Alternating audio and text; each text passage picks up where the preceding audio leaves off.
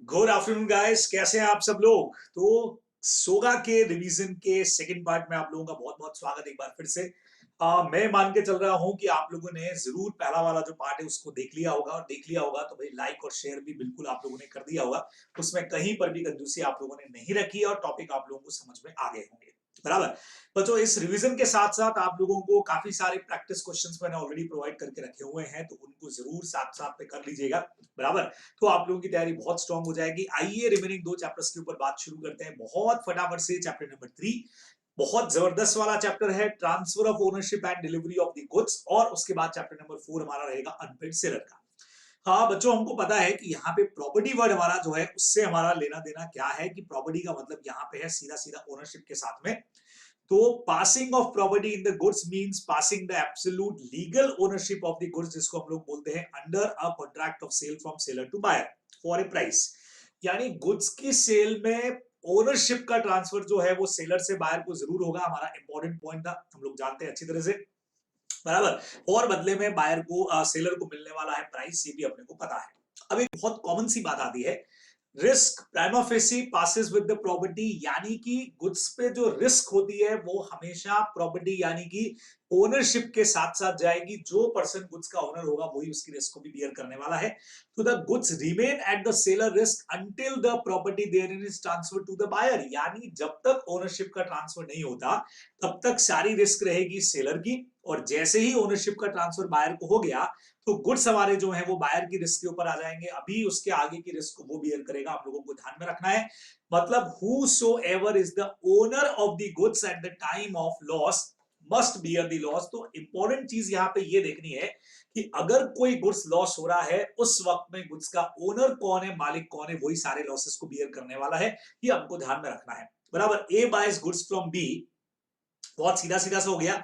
A buy goods from B and property has passed to him, but the goods remain in B's warehouse। कहां पड़े हुए हैं? B के warehouse के अंदर पड़े हुए हैं। Before delivery of the goods to A, there is a fire in B's warehouse and all goods are destroyed। A must bear the loss। A जो है वो यहाँ पे लॉस बियर करने वाला है, अपने को ध्यान में रखना चाहिए। तो बच्चों, बात क्या बनी? ए ने गुड्स परचेज किए बी से and property has pass to him, ownership उसको ट्रांसफर हो चुकी है। क्लियर, आपको बोल दिया कि ओनरशिप बी को चला गया है। गुड्स अभी भी बी के वेयर हाउस के अंदर पड़े हुए हैं, यानी सेलर के वेयर हाउस में पड़े हुए हैं। बराबर से वहां पे एक फायर अगर होती है, गुड्स लॉस होते हैं। लेकिन यहाँ पे चूंकि ओनरशिप का ट्रांसफर बायर को हो चुका है तो गुड्स भले कहीं भी पड़े हो कोई मतलब नहीं रहेगा। यहाँ पे ए लॉस को बियर करने वाला है। लेकिन अगर बी की गलती से ऐसा हुआ है, हाँ आप लोगों को एक एग्जाम्पल मैंने दिया था, सीमेंट दी। बराबर। और बी ने उस सीमेंट को ओपन एरिया के अंदर रख दिया और ड्यू टू रेन वो सारा सीमेंट खराब हो गया, तो उस केस में सेलर रिस्पॉन्सिबल होने वाला है। ये आपको ध्यान में रखना है। बराबर, सिंपल सी बात हो गई। लेकिन इसमें भी काफी सारी कंडीशंस देखी जाएंगी आगे। सेक्शन 44 हमारा इसमें बहुत जबरदस्त होगा, जो हम लोग इसी चैप्टर में कवर करेंगे। चलिए जी। फिर बच्चों अगला टॉपिक आता है सेक्शन नंबर 18 टू 26 का। रूल्स क्या है सर? ट्रांसफर ऑफ प्रॉपर्टी के रूल्स बता दीजिए। अक्सर लोगों को लगता है कि कैश का पेमेंट करते हो तो ओनरशिप का ट्रांसफर होता है।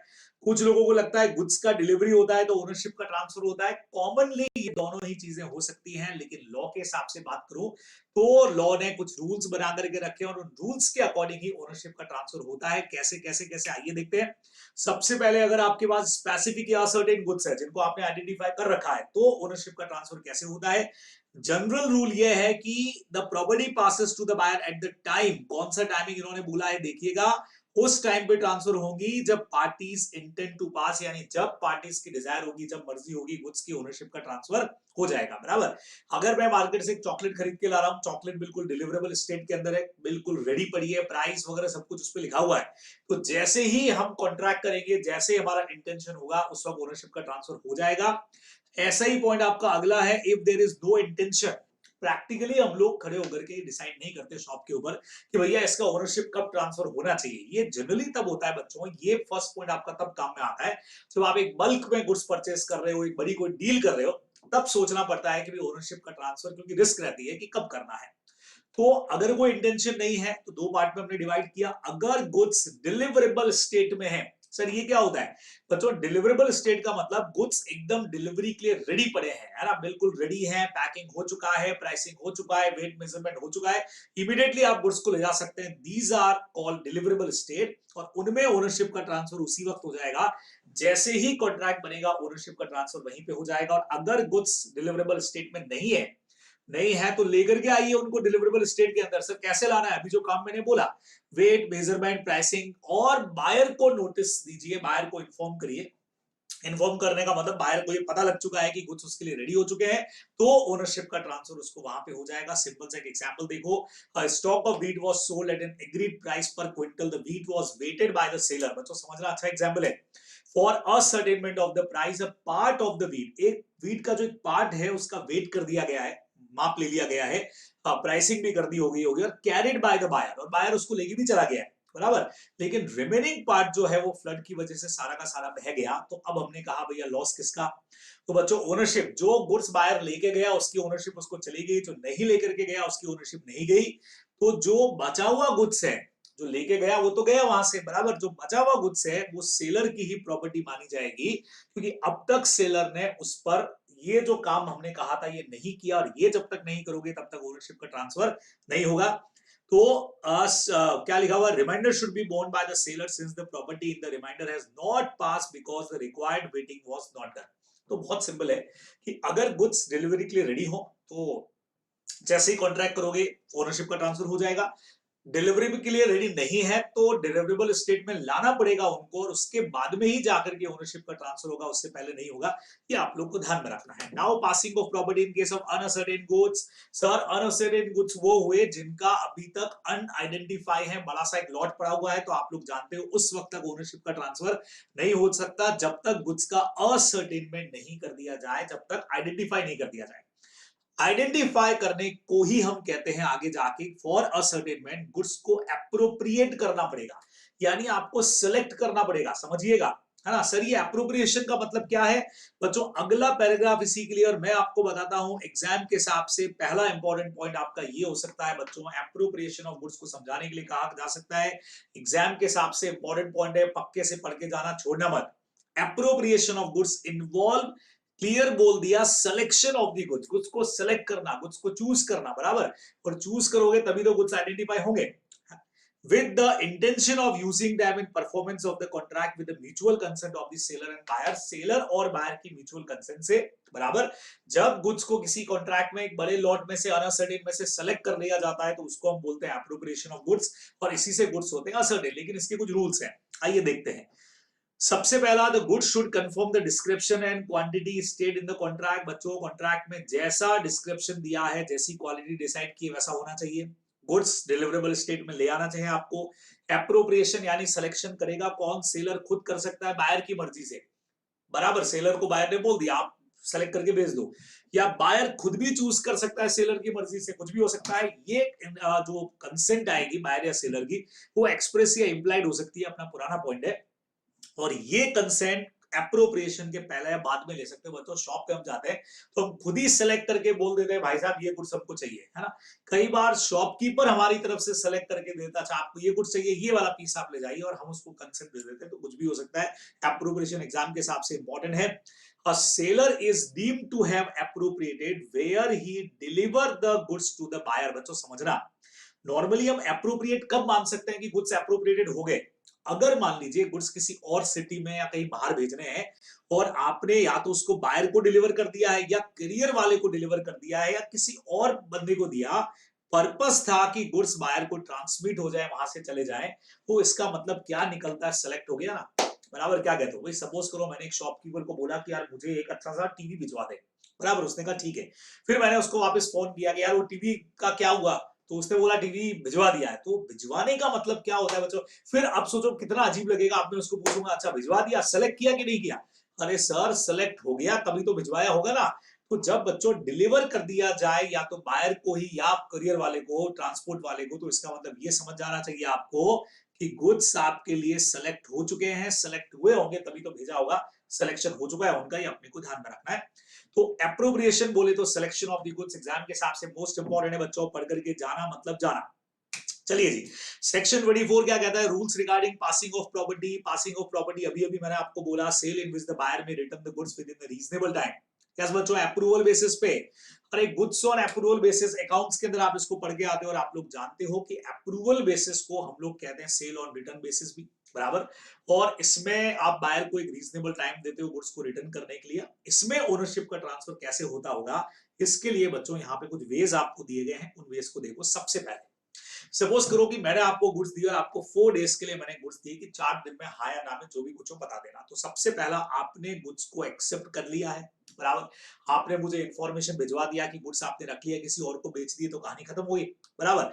बच्चों पहले थर्ड पॉइंट ले रहा हूं, जब बायर फेल्स टू रिटर्न इन 4 दिनों में, अगर आपने मुझे यस में जवाब दे दिया मतलब आपका हाँ है।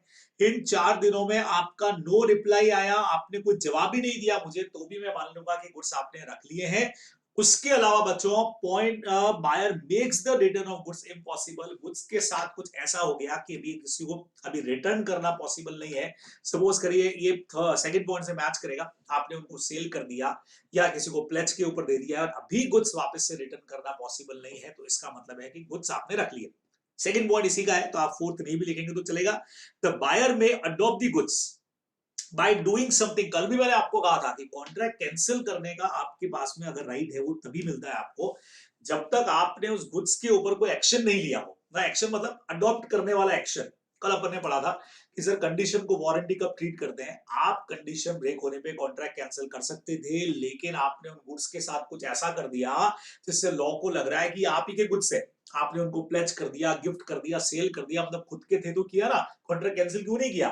सेम कंसेप्ट बच्चों यहाँ पे भी है कि the buyer may adopt the goods by doing some act which shows that he has accepted the goods, है ना। जैसे आपने कहीं पे सेल या प्लेज या गिफ्ट कर दिए तो भैया इसका मतलब अप्रूवल हो गया गुड्स का, तो उस वक्त में ओनरशिप का ट्रांसफर हो जाएगा बच्चों। गुड्स सेंड और अप्रूवल में आपको ध्यान में रखना है।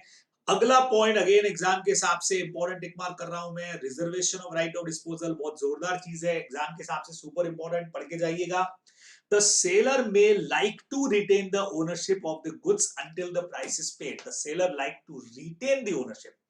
यानी बच्चों यहाँ पे गुड्स तो हम सेल कर रहे हैं, लेकिन ओनरशिप का ट्रांसफर उस वक्त तक नहीं करेंगे जब तक प्राइस पे नहीं होता है। प्रैक्टिकली आप लोग भी ये सोच रहे थे ना उस वक्त शुरू में कि सर ओनरशिप तब जानी चाहिए जब प्राइस मिले।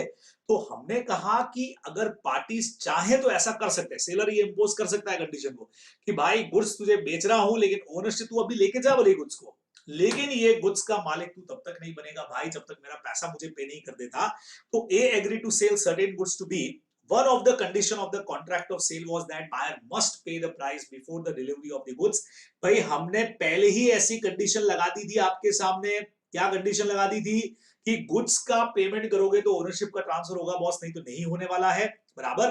तो the ownership of the goods will not be transfer to B, उस वक्त तक नहीं होगी जब तक ये कंडीशन फुलफिल नहीं हो जाए, जब तक वो प्राइस पे नहीं कर दे। तो बच्चों इसी को कहते हैं reservation of right of disposal, कि हमने गुड्स का जो ओनरशिप है अपने पास में रोक करके रख लिया, कब तक, जब तक सामने वाला पैसा नहीं देता।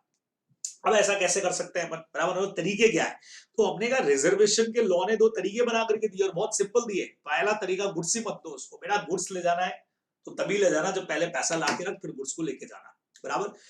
नॉर्मल तरीका एक और है बच्चों, 2 तरीके और है आपके पास। Taking the document of title in his own name, मस्त बात है बच्चों।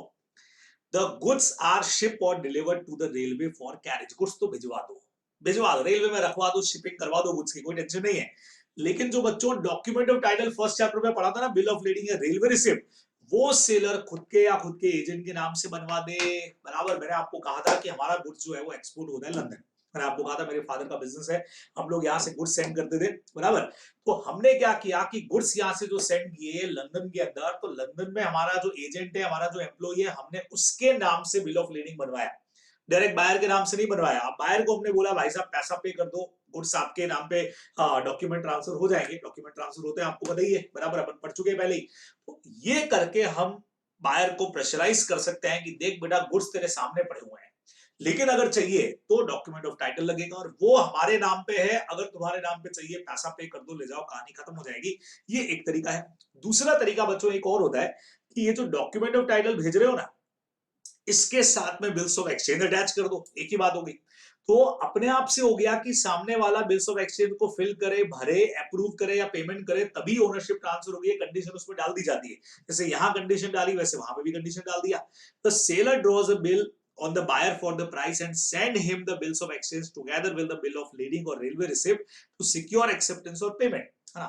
अब the buyer must return the bill of lading if he does not accept or pay the bill, या तो पे कर दो या एक्सेप्ट कर लो, नहीं तो आपको वो बिल ऑफ लीडिंग भी वापस रिटर्न करना पड़ेगा। सर अगर कल को बिल ऑफ लीडिंग रख ले और खाली बिल्स ऑफ एक्सचेंज वापस भेज दे दो, if you wrongfully retain the bill of lading and railway receipt, तो लॉ कहता है ओनरशिप का ट्रांसफर उसको नहीं होगा, बिल्कुल भी ओनरशिप का ट्रांसफर होने वाला नहीं है उसको, बराबर से। सर ऐसे कैसे रोकेंगे बच्चों, लॉ के हिसाब से अपने पास में राइट रहेगा, क्योंकि हमने पहले उसमें कंडीशन डाल दिया था कि आपको बिल्स ऑफ एक्सचेंज एक्सेप्ट करना है, then you have right to accept document of title, या you have right to retain document of title and take delivery of the goods. अगर ऐसा नहीं किया तो भैया ओनरशिप का ट्रांसफर आपको नहीं होगा। तो एग्जाम के हिसाब से बच्चों अच्छा पॉइंट है, इसको पक्के से पढ़ करके जाइएगा, ठीक है। फिर बच्चों पुराना वाले पॉइंट के हिसाब से एक पॉइंट और है, section 26, the goods are at the, अपन ने कहा था ओनरशिप जब तक ट्रांसफर नहीं होती तब तक सेलर की रिस्क है, ओनरशिप ट्रांसफर हो गया तो बायर का रिस्क है। रिस्क पासेस विद ओनरशिप, मैंने आपको पहले ही बताया था, लेकिन कई बार बच्चों इसके एक्सेप्शंस भी हैं, है ना। जैसे मान लो दो लोग हैं ए और बी, अब हो सकता है गुड्स का ओनर ये बन चुका हो, ये सेलर है, लेकिन रिस्क अभी तक ये बियर कर रहा है। सर ऐसा कब होता है, agreement between the parties, parties आपस में एग्री कर ले। तो अगर आपको हमेशा कहा है तो मियां बीवी राजी तो क्या करेगा काजी, अगर एग्रीमेंट आप कर लेते हो तो ओके भैया ऐसा हो जाएगा। फिर बच्चों goods are at the risk of party in default, अभी आपको मैंने कहा था कि जिस पार्टी का डिफॉल्ट है गुड्स उसी की रिस्क पे रहेंगे, और इसी पे इसको सपोर्ट करने के लिए हमारे पास सेक्शन नंबर 44 भी अभी आने वाला है, बराबर इसी को सपोर्ट करेगा। कई बार अच्छा नॉर्मल एग्जांपल में अभी मैंने आपको दिया कि सेलर ने गुड्स को बाहर ओपन एरिया में रखवा दिया और बारिश से गुड्स डिस्ट्रॉय हो गए, जबकि दोनों के बीच में एग्रीमेंट था कि टुमारो मॉर्निंग आकर के वो गुड्स को लेके जाएगा। तो अभी सेलर को एज अ बेली केयर तो करना ही था। बोलो क्या बोलते हो, बेल में अपन ने पढ़ा गुड्स का मालिक बाहर हो चुका है, लेकिन seller as a bailee goods को लुक आफ्टर तो करेगा ना। अगर उसने नहीं किया और गुड्स को नुकसान हो गया बच्चों, तो सेलर बियर करने वाला है, अपने को ध्यान में रखना है। ट्रेड कस्टम हर जगह काम करते हैं बच्चों, हमारे यहाँ जैसे ट्रेड कस्टम है, क्या कस्टम काम करता है कि गुड्स की डिलीवरी पे रिस्क, सेलर अपनी रिस्क के ऊपर गुड्स को डिलीवर कराएगा तो ओके भाई, भले ओनरशिप का ट्रांसफर हो गया हो, है ना। When A party keep goods at the belly of another, मैं आपको बता ही चुका हूं, ये वाला एग्जांपल उसी के साथ आपको बता चुका हूं कि गुड्स भले ही चले गए थे, है ना, आपने बेच दिए, लेकिन अभी भी आपके पास पड़े हुए हैं भाई। आज आप एक गोल्ड का ऑर्नामेंट्स खरीदते हो, आपके नाम पे ओनरशिप उसी वक्त ट्रांसफर हो जाती है, लेकिन आप सामने वाले को कहते हो कि भाई साहब लेके कल सुबह जाऊंगा, तो ऐसे में उस गोल्ड स्मिथ का, ज्वेलर का ड्यूटी बनता है कि गुड्स को लुक आफ्टर करे। नहीं किया उसने और चोरी वोरी हो गया तो रेस्पॉन्सिबिलिटी सारी सेलर खुद ही बियर करेगा, बायर नहीं करेगा, बराबर। सर लेकिन चोर चुरा के ले जाए तो बच्चों इंटरमीडिएट में आप इसी टॉपिक को बहुत डिटेल के अंदर पढ़ेंगे। अगर आपने अपनी तरफ से लुक आफ्टर किया था, प्रॉपर तरीके से किया था, फिर भी चोरी हो गया, तो बाहर जाने उसका काम जाने में रिस्पॉन्सिबल वो है। लेकिन कहीं पर भी अगर आपकी नेग्लिजेंसी प्रूव होती है, कुछ भी गड़बड़ होता है, या आपने जानबूझ के छोड़ दिया, ऐसे ही कह रहे तो बिक चुका है, अब चोर ले जाए तो ले जाए, ओपन में छोड़ दो और अपने लॉकर के अंदर नहीं रखा अभी उसको, तो फिर बच्चों सेलर रिस्पॉन्सिबल हो जाएगा। अपने को ध्यान में रखना, छोटे से रूल्स हैं। और अब बच्चों चैप्टर का सुपर इंपॉर्टेंट पॉइंट आने जा रहा है। सर इसमें से क्या इंपॉर्टेंट है बच्चों, पूरा टॉपिक इंपॉर्टेंट है, आप अच्छे से जानते हो, मुझे कुछ कहने का जरूरत नहीं है इसके अंदर, हाँ, क्योंकि ये हमारा जो नेबोडेट वाला रूल है भाई, पूरा रूल और इसके जितने एक्सेप्शंस हैं सारे इंपॉर्टेंट। कहीं पर भी किधर से भी क्वेश्चन बन के आ सकता है। This has been expressed in the maxim nemo dat quod non habet, ये नाम याद करके जाना, ठीक है। नाम याद इसलिए लिखना नहीं पड़ेगा, लेकिन नाम इसलिए याद रखना है कि इस पे क्वेश्चन आ जाए तो ध्यान रहे इधर से आया है। Where the goods are sold by a non-owner, buyer does not get a better title। बच्चों कल ही अपन पढ़ चुके थे कंडीशन एज टू टाइटल में कि अगर किसी ने मुझे चोरी की गाड़ी बेच दी तो condition as to title break हो गई, रियल ओनर मुझसे गाड़ी को वापस लेके जाएगा ही और मैं ओनर नहीं बन पाऊंगा, और मैं क्या करूंगा, वो जो बायर होगा, सॉरी सेलर जो होगा, उससे मैं डैमेजेस और प्राइस का रिफंड लूंगा। तो एग्जैक्टली यही एग्जांपल है। ए ने कार बच्चों चोरी की कुछ गुड्स है वो बी को सेल कर दिए, जिसने बेचारे ने भरोसा करके खरीद भी ली, वो चोरी में शामिल नहीं था। बी को भले ही ऐसा हो लेकिन उसको कोई ओनरशिप मिलने वाली नहीं है बच्चों, और ट्रू ओनर उससे गुड्स को वापस लेके जाएगा। अब बी फिर क्या करेगा, कंडीशन एज टू टाइटल में आपने पढ़ा, वो ए के ऊपर सूट फाइल करेगा और उससे प्राइस की रिकवरी करने वाला है, प्लस साथ में डैमेजेस भी क्लेम करेगा। अब आपने कहा सर ये क्वेश्चन अगर एग्जाम में एज आ गया तो हम इसका आंसर नेम डेट से देंगे या कंडीशन एज टू टाइटल से देंगे। बच्चों दोनों को मिक्स करके लिखो ना, मैं तो चाह रहा हूं दोनों प्रोविजन लिखो, एक ही है। कंडीशन एज टू टाइटल ही लग रहा है इसके ऊपर, नाम ही यही है कि अगर आप ओनर नहीं है तो आप किसी को ओनर बना नहीं सकते।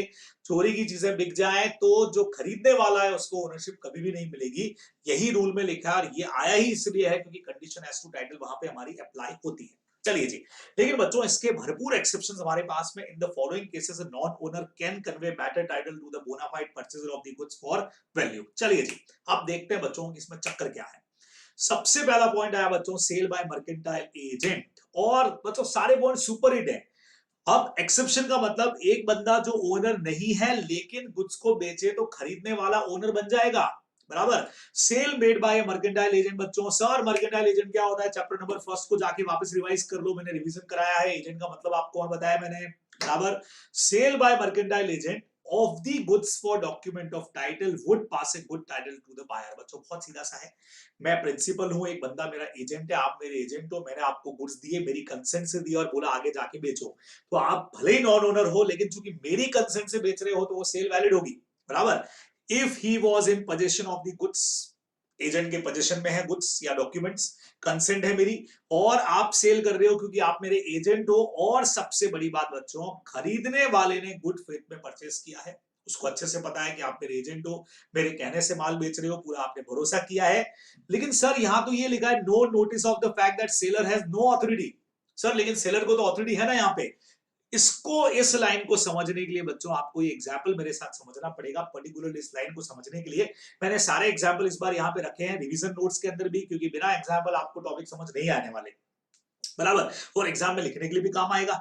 ए deliver the position of his car to B, A ने अपनी कार बी को दी और बी को ये इंस्ट्रक्शन दिए बेटा इसको 50,000 से कम में मत बेचना, ठीक है। अब सोचो दुनिया जहान को ये बता दिया गया है कि ए का एजेंट कौन है, बी है, लेकिन बच्चों ये जो आपस की बात है 50,000 से कम में मत बेचना, ये थोड़ी बताई जाएगी दुनिया को। क्या पता वो 70-80,000 देने को तैयार हो जाए, ये तो लॉजिकल बात है ना। बी ने वो कार सी को बेच दी बेटा 40,000 के अंदर। अब देखो सी को ये पता था कि ए के पास एक कार है, बराबर, सॉरी बी के पास एक कार है जो ए की है, तो उसको ये तो पता था सी को कि बी के पास ए की कार है और बेचने का राइट भी है, लेकिन उस बेचारे को ये कहां पता था कि 50,000 से कम में बेचने का राइट नहीं है। इसीलिए वो लाइन ऊपर लिखी हुई है कि बेचारे बायर को तो पता ही नहीं है कि सेलर को अथॉरिटी नहीं है, 50,000 से कम में बेचने की अथॉरिटी नहीं है। अथॉरिटी तो है 50 से कम में नहीं है, लेकिन 40 में बेच दी। सी ने बेचारे ने गुड फेथ में परचेज भी कर लिया। हम कहते हैं भैया गुड टाइटल उसको मिलेगा, मिलेगा भाई मिलेगा, बिल्कुल मिलेगा बच्चों, बिल्कुल मिलेगा, अरे मिल जाएगा, बराबर।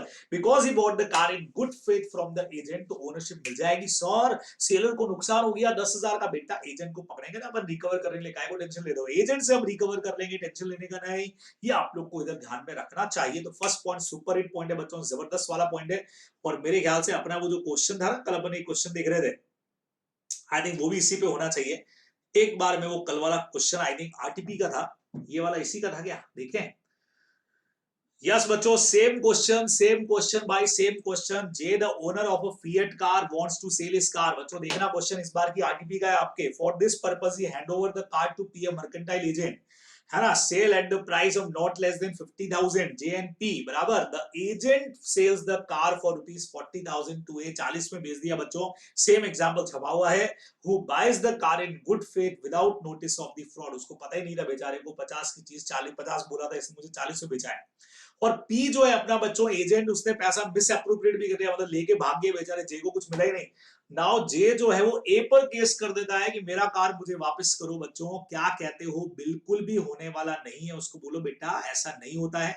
आपको आंसर पढ़ाता हूं, मजा आएगा आपको, है ना। क्वेश्चन का आंसर जब आपको आता दिखेगा बच्चों यहां से, तो कॉन्फिडेंस हमारा बूस्ट होता है कि यस सर हम ये कर सकते हैं। आइए देखिए, ये पड़ा हमारे पास में मैटर, ये रहा बच्चों आंसर। आंसर कैसे लिखना है वो तरीका देख लो। सबसे पहले यही वाला सेक्शन अपन पढ़ रहे थे, प्रॉब्लम जो है 27 की है बच्चों। बढ़िया आंसर लिखने का तरीका, सबसे पहले फर्स्ट चैप्टर से इन्होंने मर्केंटाइल एजेंट का डेफिनेशन सेक्शन 2 क्लॉज 9 में था, वो देखो यहाँ पे लिख दिया इन्होंने, 2(9) में डेफिनेशन लिखी है।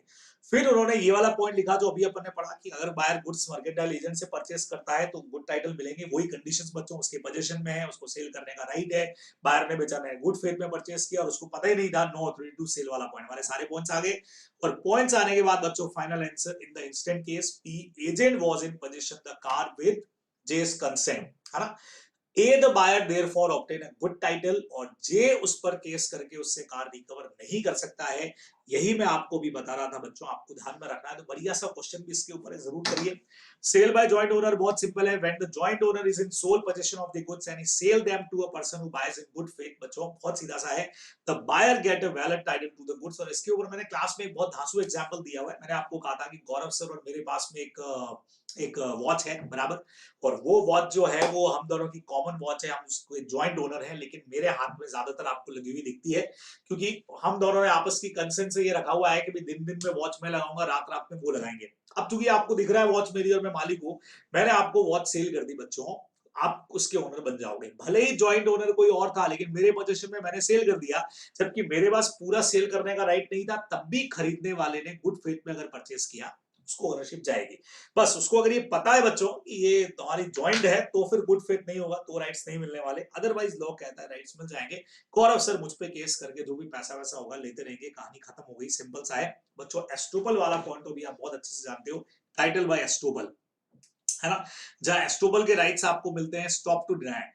When the owner of the goods by his conduct or statement willfully buyer को ऐसा लीड देता है, ऐसा हिंट देता है कि बायर बिलीव कर ले कि seller has authority to cell.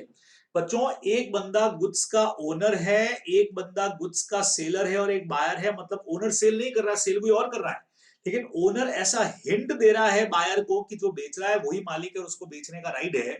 तो बच्चों बाद में ओनर ये नहीं कह सकता कि सेलर को गुड्स सेल करने का राइट नहीं था और बायर के पास में गुड्स जाएंगे, है ना। अब यहाँ एक एग्जाम्पल भी देके रखा है, लेकिन मैंने आपको ऑलरेडी इसके ऊपर एग्जाम्पल दिया।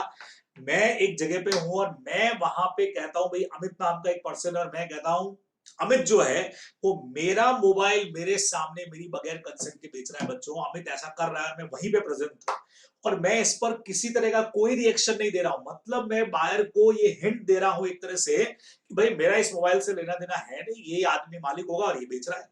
और ऐसे में अगर आपने उसको खरीद लिया, अब मैं ये नहीं कह सकता कि मोबाइल मेरा है, मुझे मेरे गुड्स वापस करो, क्योंकि ओनरशिप का ट्रांसफर हो गया। A says to B in the presence of C that he the owner of the goods, जबकि सी एक्चुअल में ओनर था। अब सी यहाँ पे चुपचाप रहता है और ए ने वो माल बी को बेच दिया। अब सी ये नहीं कह सकता है कि बी को तो सेल करने का राइट ही नहीं था और सी से गुड्स वापस आने चाहिए, बिल्कुल भी नहीं आएगा बच्चों। This is called title by estoppel. तो मैं आपको वो एग्जांपल्स बता रहा हूं जहां पे ओनरशिप का ट्रांसफर हो जाएगा, लेकिन सबसे बड़ी बात, बेचने वाला खुद ओनर नहीं है, लेकिन ओनर बना देगा। सेम ऐसे आपका इंडियन कॉन्ट्रैक्ट एक पॉइंट है बच्चों, वॉइडेबल कॉन्ट्रैक्ट। सर इसमें क्या होता है बच्चों, इसमें फ्रॉड, कोर्जन या मिस रिप्रेजेंटेशन करके, अनडू इन्फ्लुएंस करके गुड्स अपने पोजीशन में लिए जाते हैं। एग्रीव्ड पार्टी के पास में राइट्स है कि वो कॉन्ट्रैक्ट को कैंसिल करवा सकती है, लेकिन कॉन्ट्रैक्ट कैंसिल कराए उससे पहले पढ़ना, a buyer would acquire a good title to the goods sold to him by a seller जिसने गुड्स को लिया था voidable contract में, है ना। buyer should have acted in good faith without notice of the seller's defect of title। और बच्चों इस बात को समझना कि voidable contract हुआ, एक पर्सन ने चीटिंग करके, फ्रॉड करके गुड्स ले लिए। अब जिसके साथ चीटिंग हुई वो केस करता, उससे पहले पहले इसने किसी को गुड्स आगे बेच दिया, बच्चों सुनना, आगे सेल कर दिए, और खरीदने वाले को बेचारे को पता ही नहीं है कि वॉइडेबल कॉन्ट्रैक्ट के थ्रू गुड्स से ऐसे कुछ भी है। चोरी के नहीं होने चाहिए बच्चों, ध्यान रखिएगा। वॉइडेबल कॉन्ट्रैक्ट का मतलब फ्रॉड से, कोर्जन से, मिस रिप्रेजेंटेशन से, अनडू इन्फ्लुएंस से, मिस्टेक से होने चाहिए, बराबर, तभी ये पॉइंट का बेनिफिट मिलेगा। अगर चोरी करके लिया है तो आप शुरुआत में पढ़ चुके हो, कोई राइट नहीं मिलने वाले। लेकिन वॉइडेबल कॉन्ट्रैक्ट की खासियत आप लोगों ने पढ़ी है, ये तब तक वैलिड रहता है जब तक कॉन्ट्रैक्ट कैंसिल नहीं हो जाए। तो जब तक कैंसिल नहीं करोगे it is a valid contract, और उसमें वो अगर किसी को बेच रहा है और खरीदने वाला खरीद रहा है तो ओनरशिप का ट्रांसफर होगा। तो सर ऐसे में बेचारा जिसके गुड्स थे, जिसके साथ फ्रॉड हुआ, उसको क्या राइट है? वो बच्चों फ्रॉड करने वाले पे केस करके अपना पैसा रिकवर कर सकता है, लेकिन गुड्स तो गए। ए एक फ्रॉड करता है बी के साथ में, A by fraud induce B to sell and deliver a diamond ring. A जो है वो उसको sell the ring to C before B has rescinded it. अब बच्चों एक्चुअल में बी की रिंग थी जिसके साथ फ्रॉड करके ए ने ले लिया, बी ए पर केस करता, उससे पहले पहले ए ने उसको सी को बेच दिया है, और बिफोर बी कैंसिल करता उससे पहले पहले बेच दिया। सी जो है वो गुड्स को गुड फेथ में लेता है, उसको तो बेचारे को पता ही नहीं है कि मिस रिप्रेजेंटेशन या फ्रॉड करके गुड्स लिए हैं, तो यहाँ सेल वैलिड होगी, सी को ओनरशिप मिलेगा। और जिसके साथ चीटिंग हुई, जो ओनर रियल ओनर था डायमंड रिंग का, बच्चों उसको कुछ नहीं मिलने वाला, मतलब रिंग नहीं मिलेगी, लेकिन वो फ्रॉड करने वाले ए पर केस करके उससे पैसा रिकवर कर सकता है, अपने को ध्यान में रखना है। बराबर। अगला भी पॉइंट बहुत सिंपल है, sale by seller in possession of the goods after their sale, some time the seller continue to have possession of the goods even after their sale. ये बेचने के बाद भी कई बार गुड्स मेरे पास पड़े होते हैं और मैं अगर दोबारा उनको बेच दूं नए बायर को, जिसको बेचारे को पता ही नहीं है कि गुड्स ऑलरेडी सेल है, तो बच्चों बहुत ध्यान से मेरी बात को सुनना, सेकेंड बायर के पास में टाइटल जाने वाला है। फर्स्ट बायर को डैमेजेस, उसका पैसा रिटर्न सब कुछ हो जाएगा, है ना। ए ने कुछ गुड्स सोल्ड किए बच्चों बी को, A sold certain goods to B, बराबर। यहाँ पे थोड़ा सा करेक्शन है, मैं करेक्शन करवा देता हूं आपको। A keeps them with him for 2 days, 2 दिन उसी के पास पड़े, बी ने बोला होगा 2 दिन बाद ले जाऊंगा। ए ने ये गुड्स आगे जाके सी को सेल कर दिया, अब सी को तो नहीं पता ना कि गुड्स ऑलरेडी बी को सेल हो चुके हैं, तो यहां लॉ कहता है सेकंड वाले के पास में ओनरशिप आ जाएगी और जो बी था हमारा उसको उसका पूरा पैसा जो उसने पे किया होगा वापस मिलेगा और साथ में डैमेजेस भी मिलने वाली है, ठीक है। सेम बच्चों ऐसे ही बायर के साथ भी होता है, sale by a buyer obtaining possession before the property in the goods have transferred in the favour of him, where a buyer with the consent of the seller, where the buyer consent, seller की consent से क्या करता है, goods का position अपने पास में रखता है before the property in them pass to him, और जब तक उसको ओनरशिप ट्रांसफर उससे पहले अगर वो गुड्स को सेल प्लेज या और कुछ डिस्पोज कर देता है थर्ड पर्सन को, और सच पर्सन इनको गुड फेथ में ले लेता है बच्चों बिना इस नोटिस के कि गुड्स किसी और के हैं, तो यहाँ पे खरीदने वाले को गुड टाइटल यहाँ पे मिल जाएंगे, ओनरशिप चली जाएगी बच्चों। सिंपल समझ रहा मेरी बात को। ए ने कुछ गुड्स डिलीवर किए सेफ कस्टडी के लिए बी के पास में, बराबर। देर आफ्टर ए एग्री कर गया बच्चों की इन गुड्स को, अब ये एग्जाम्पल कई बार समझने में बहुत दिक्कत आती है बच्चों, समझना थोड़ा सा इस एग्जाम्पल को समझना, रेगुलर क्लास से भी आप लोग को मुश्किल से समझ में आता है, कोशिश करना। ए ने अपने गुड्स बी को दिए सेफ कस्टडी में रखने के लिए, बाद में ए तैयार हो गया सेम गुड्स को सोल्ड करने के लिए। ए कहता है बी को कि मैं ये अब तुम्हारी कस्टडी में पड़े लेकिन मैं तुमको बेचना चाहता हूं, ये खरीद लो, मार्च 20 को।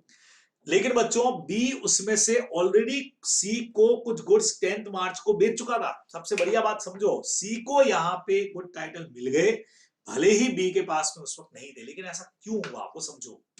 ये सिर्फ इस वजह से हुआ कि बाद में मार्च 20 को ओनरशिप चली गई थी। बच्चों ध्यान से सुनना, अगर ए ने बी के पास सेफ कस्टडी में गुड्स रखे होते, बेचे नहीं होते, आगे भी कभी नहीं बेचे, और बी ने अगर ये गुड्स सी को बेच दिए होते, तो बच्चों ओनरशिप का ट्रांसफर नहीं होता। ऐसे तो बच्चों बहुत मुश्किल हो जाएगी, बेलबेंड का रूल ही फेल हो जाएगा कि मैं किसी को संभाल के अपनी कार देके जाऊं कि 10 दिन संभाल के रखना, मैं वापस आऊं जितने में पता लगे उसने किसी को बेच दी है, तो ऐसे में बच्चों मेरी कार मेरे पास वापस आएगी, है ना, समझ रहे हो आप बात को, ये कंडीशन एज टू टाइटल लग जाएगा। लेकिन यहां कहानी में ट्विस्ट कैसे आया, जिसने कस्टडी में रखा था उससे बगैर पूछे उसने किसी को आगे बेच दिया, और उसकी किस्मत इतनी पावरफुल थी कि बाद में वही गुड्स उसको खरीद भी लिया उसने, मतलब एक तरह से गुड्स रखने वाले ने उसको बेच भी दिया कि यार चल तेरे पास गुड्स पड़े हैं मैं तुझे ही बेच रहा हूँ। अब वो हमारी मन सोच रहा है तू क्या मुझे बेच रहा है, मैं तो गुड्स आगे बेच चुका हूँ, पर बहुत अच्छा हुआ तूने मुझे बेच दिए, तो अब मैं ओनर हूँ, अब मैं कह सकता हूँ कि हाँ भी मैंने ठीक है ओके बेच दिए तो अच्छी बात है। नहीं बेचे होते बच्चों तो मुश्किल के अंदर पड़ जाता वो। तो ये अपने को इस तरह से ध्यान रखना है थोड़ा, और इसको अगर सिंपल करूं, ये एग्जांपल समझने में अगर आपको दिक्कत आए, तो बच्चों गुड्स ऑन अप्रूवल बेसिस में ऐसे ही होता है, सेलर की कंसेंट से बायर गुड्स अपने पास में रख रहा है अप्रूवल बेसिस के ऊपर, और सेलर की ही कंसेंट से अगर वो आगे किसी को सेल कर भी देता है तो ओनरशिप का ट्रांसफर उसी वक्त हो जाएगा नए परचेस करने वाले को, जबकि अभी खुद उस पर्सन के पास में ओनरशिप नहीं आई थी। ये आप लोग को ध्यान में रखना चाहिए, बराबर। अनपेड सेलर हमारा अगला चैप्टर, और आप सब लोगों को पता है unpaid seller right of lien use करता है, stoppage in transit use करता है, फिर अगर उसको पैसा नहीं मिले तो वो गुड्स को रीसेल कर सकता है, और रीसेल करने के बाद बच्चों चाहे ओरिजिनल बायर को नोटिस देके सेल किया हो या नहीं किया हो, यहाँ पे गुड टाइटल उसके पास में आ ही जाएंगे नए परचेस करने वाले को, ही अपने को ध्यान में रखना है, अगला चैप्टर में अपन पढ़ने वाले हैं।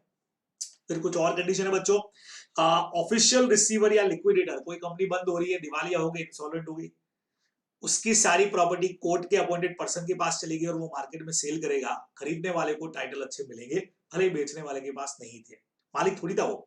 फाइंडर ऑफ लॉस गुड्स आप पढ़ चुके हो, 2/3 के बराबर का खर्चा कर दिया हो या पैरिशेबल नेचर के गुड्स हो तो क्या होता है बच्चों, वो बंदा किसी और को आगे सेल कर सकता है, भाई बिल्कुल आगे सेल कर सकता है, और कर दे तो खरीदने वाले को ओनरशिप मिलेगा, भले ही बेचने वाले के पास नहीं था। सेम इसी तरह से बच्चों विजय माल्या की प्रॉपर्टी इस वक्त एसबीआई अगर मार्केट में सेल कर दे, है ना, जो उसने गिरवी रखी थी, तो खरीदने वाला कहेगा एसबीआई तुम कौन हो, तुम ओनर थोड़ी हो, लॉ कहता है भले ओनर नहीं है, लेकिन वो प्लेजी है या पौनी है, जिसके पास लेंडर है, पैसा उधार देने वाली है, और उसके पास में राइट रहता है कि जो प्रॉपर्टी उसके पास गिरवी रखी गई, अगर पेमेंट नहीं हुआ तो वो आगे बच्चों सेल कर सकते हैं और खरीदने वाले को उस पर गुड टाइटल मिलेगा। तो जबरदस्त वाले पॉइंट है बच्चों, आप लोगों को अच्छे से पढ़ करके समझ करके याद करके जाने हैं। और मैं आखिरी में पहुंच गया चैप्टर के, जहां डिलीवरी के रूल्स बहुत सिंपल हैं। डिमांड कौन करेगा गुड्स की डिलीवरी के लिए? सबको पता है कि सर जब तक बायर डिमांड नहीं करे डिलीवरी नहीं देना है। प्लेस क्या होगा बच्चों? दो ही प्लेस होते हैं, या तो आपस में एग्री कर लिया हो, एग्री नहीं कर लिया हो तो सेलर का प्लेस या मैन्युफैक्चरिंग प्लेस जो भी होगा। डिलीवरी आप सबको पता है, चाहे लेसर कर दी हो, चाहे एक्सेस कर दी हो, चाहे मिक्स के अंदर गुड्स का डिलीवरी कर दिया हो, दो ही बातें होती है बच्चों, या तो आप एक्सेप्ट करोगे या रिजेक्ट करोगे। सिंपल, हमेशा से दो ही बातें आपके पास में है, या तो एक्सेप्ट कर लो या रिजेक्ट कर दो। एक्सेप्ट कर लो, रिजेक्ट कर दो। हाँ, वो रिजेक्ट में होल रिजेक्ट कर दो, वापस सप्लाई हो जाएगा, या चाहो तो एक्सेप्ट कर सकते हो, जो चाहो आप कर सकते हो। दो ही चीजें आपके पास है, ये पूरा एग्जांपल आपको पता है बच्चों। इंस्टॉलमेंट में डिलीवरी कर रहा है तो नॉट बाउंड टू एक्सेप्ट है, एक्सेप्ट करने से मना कर सकते हो आप, आपकी मर्जी है। 100 में से कोई 90 दे रहा है, 10 दे रहा है आपको, और भी आप मना कर सकते हो, ठीक है बच्चों। सब्जेक्ट टू कुछ कंडीशंस को छोड़ के, जैसे आपने गुड्स कोरियर वाले को दिया, मान लेते हैं कि गुड्स आपने बायर को दे दिए, लेकिन सर्टेन एक्सेप्शंस आर देयर, आपको ध्यान में रखना है। अगर reservation of right to disposal कर लिया तो फिर ऐसा नहीं होगा, है ना। फिर बच्चों, part delivery equals to whole delivery अगर प्रोग्रेसिव बेसिस के ऊपर हो रही हो। सम टाइम जब गुड्स की बहुत ह्यूज क्वांटिटी है और एक साथ सामने वाला नहीं ले जा पा रहा है, तो अच्छा ये इंस्टॉलमेंट डिलीवरी नहीं है, इंस्टॉलमेंट में तो गुड्स बना बना के इंस्टॉलमेंट में दे रहे हैं, तो आप मना कर सकते हो भाई पूरे एक साथ तो नहीं, तो मना करो।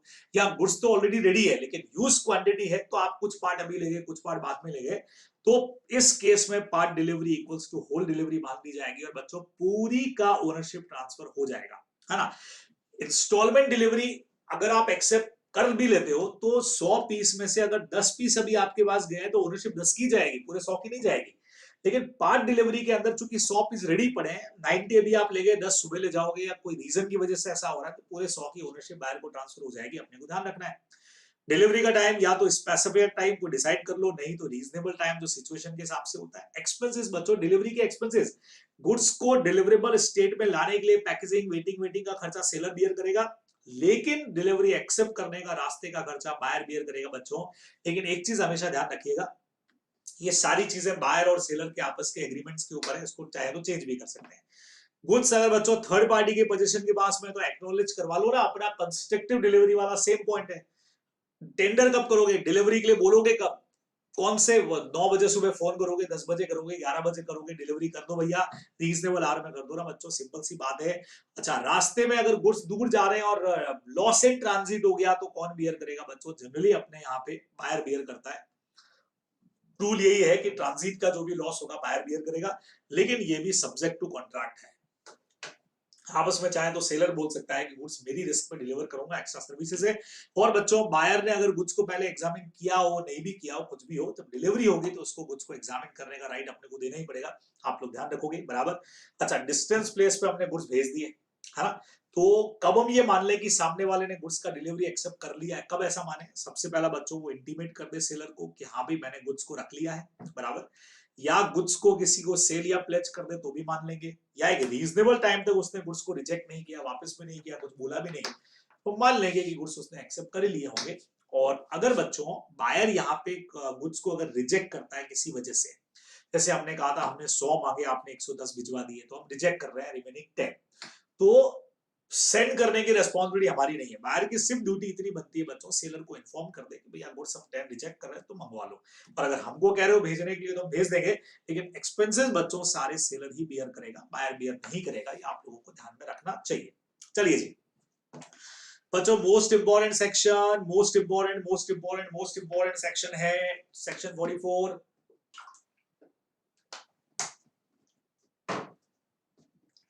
जबरदस्त वाला इंपॉर्टेंट पॉइंट है बच्चों, पक्के से इसको पढ़ करके जाना पड़ेगा, एकदम कंपलसरी पढ़ के जाना पड़ेगा। सर ये क्या है?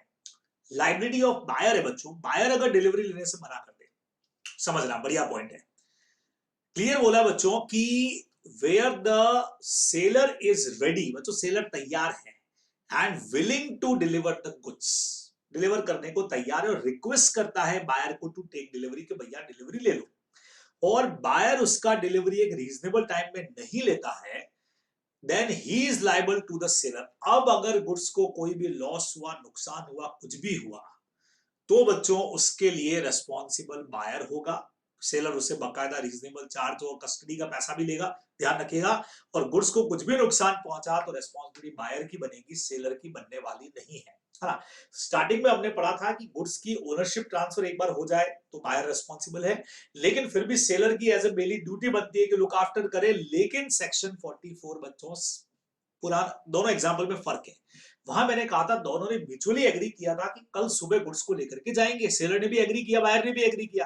अब कल सुबह से पहले रात को बारिश हो गई और गुड्स डिस्ट्रॉय हो गए, सेलर की गलती से हुए। सेलर ने, देखो फायर अगर हुआ, गलती किसी के नहीं है तो बायर लायबल, सेलर की गलती है तो सेलर लायबल।